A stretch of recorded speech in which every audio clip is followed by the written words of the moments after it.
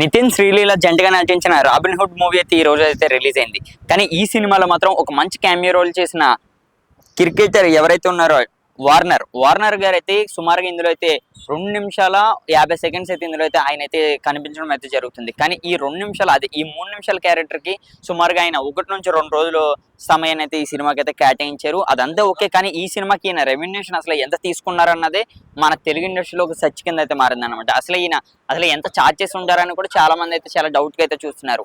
ఈ సినిమాకి ఈయన 2 రోజులకి సుమారుగా 2 నుంచి 2.5 crores అయితే వీళ్ళైతే ఈయనైతే ఛార్జ్ చేసినట్టు. అంటే ఈయన రెమ్యునరేషన్ అయితే ఇంత ఉన్నదని మన టాలీవుడ్ లో సినీ కెరియర్ లో అయితే వినిపించడం అయితే జరుగుతుంది. చూస్తున్నారు కదా, అంటే ఒక క్రికెటర్ ఒక సినిమాలో నటించడానికి సుమారుగా 2 రోజులకి కలిపి 2 రోజులకి 2.5 కోట్ల అయితే ఆయన అయితే విరాళంగా అయితే తీసుకోవడం అయితే జరుగుతుంది.